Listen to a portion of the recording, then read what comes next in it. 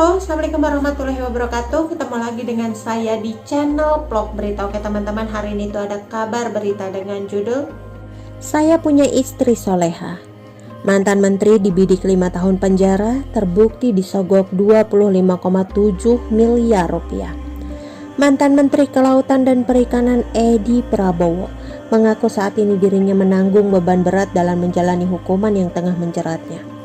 Apalagi di usianya yang tidak lagi muda, dirinya masih memiliki seorang istri dan 3 orang anak yang membutuhkan sosok seorang ayah.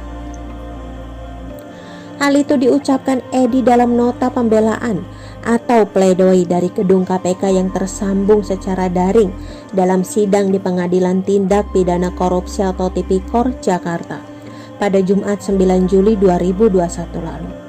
Saya sampaikan bahwa saat ini saya sudah berusia 49 tahun. Usia di mana manusia sudah banyak berkurang kekuatannya untuk menanggung beban yang sangat berat, ucap Edi dikutip dari Antara pada Jumat. Dilansir dari palembang.tribunnews.com, ditambah lagi saat ini saya memiliki seorang istri yang soleha dan 3 orang anak yang masih membutuhkan kasih sayang seorang ayah, tutur dia. Selain itu, Edi juga menyampaikan permohonan maaf kepada Presiden Joko Widodo dan Menteri Pertahanan yang juga Ketua Umum Partai Gerindra Prabowo Subianto. Permohonan maaf secara khusus saya sampaikan kepada Presiden Republik Indonesia Bapak Joko Widodo dan Ketua Umum Partai Gerindra Bapak Prabowo Subianto yang selama ini telah memberikan amanah atau kepercayaan kepada saya, kata Edi. Tidak lupa permohonan maaf juga saya sampaikan kepada para pimpinan, staf dan seluruh pegawai KKP yang telah merasa terganggu dengan adanya perkara ini, sambung dia. Dalam perkara ini, Edi Prabowo dituntut 5 tahun penjara dan denda 400 juta rupiah, subsidiar 6 bulan kurungan ditambah dengan kewajiban membayar uang pengganti, dan 77.000 dolar Amerika Serikat subsidiar 2 tahun penjara. Edi dinilai terbukti menerima 77.000 dolar Amerika Serikat dari para pengusaha pengekspor benih benur lobster terkait pemberian izin budidaya dan ekspor. Edi Prabowo menyebut tuntutan 5 tahun penjara yang didasarkan atas dakwaan sama sekali tidak benar dan didasarkan pada fakta-fakta yang sangat lemah.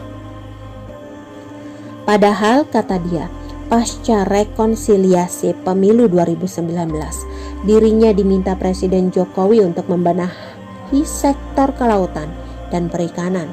Tugas prioritasnya adalah memperbaiki kembali komunikasi dan stakeholder perikanan, baik itu nelayan hingga pelaku usaha serta yang kedua mengembangkan potensi perikanan budidaya, ungkap Edi. Menurut Edi, Presiden Jokowi menegaskan agar pemerintah harus hadir di tengah pelayanan dan nelayan dan memikirkan segala hajat hidupnya. Presiden, kata dia, berpesan agar ada lompatan-lompatan besar dalam menata ekosistem industri perikanan dan kelautan mulai dari hulu sampai hilir. Kebijakan kelautan harus betul-betul bisa mengantisipasi dan mengadaptasi perkembangan teknologi baru sehingga bisa membuat industri perikanan kini makin produktif dan juga bangkit, ucap Edi. Edi pun mengaku sejak dilantik sebagai menteri pada 23 Oktober 2019, dirinya komitmen menjalani berbagai strategi dan gebrakan guna mendorong kemajuan sektor kelautan dan perikanan Indonesia.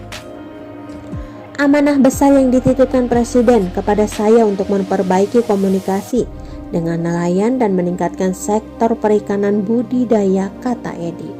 Saya mencatat setiap keluhan dan masukan nelayan, diawali dari yang terdekat di wilayah Jakarta hingga timur Indonesia, tak luput dari perhatian saya, ucap dia. Terkait soal pesan lewat WhatsApp kepada anak buahnya di KKP dan pernah diungkapkan di persidangan, Edi menyebut hal itu tidak semata-mata persoalan benih-benih lobster, tetapi juga mencangkup semua hal. Ia mengaku kerap melakukan disposisi kepada jajarannya, baik kepada dirjen, kepala badan, staf khusus, dan staf lainnya sesuai dengan bidangnya masing-masing. Sebab menurut dia, banyak sekali aspirasi dari masyarakat yang disampaikan langsung kepada dia, salah satunya melalui WhatsApp. Lebih lanjut, menurut Edi, telepon genggamnya yang disita KPK tersebut dapat menjadi bukti bahwa banyak sekali perintah dan disposisi kepada bawahannya untuk menindaklanjuti berbagai aspirasi yang diterimanya sebagai menteri. Saya tidak mengetahui tuduhan soal uang suap yang diberikan pelaku usaha kepada salah satu staf saya. Saya tidak mengetahui dan tidak terlibat sedikitpun dalam urusan perusahaan kargo bernama Aero Citra Cargo, ucap Edi. Edi pun menyebut tuduhan terhadap dirinya terlibat mengatur dan turut menerima aliran dana adalah sesuatu yang amat dipaksakan dan keliru.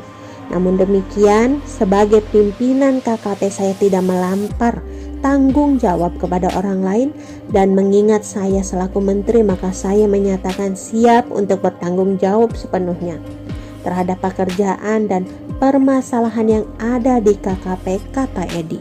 Oke teman-teman, itu sedikit berita dari channel Vlog Berita. Sampai ketemu lagi di berita-berita selengkapnya. Assalamualaikum, bye-bye.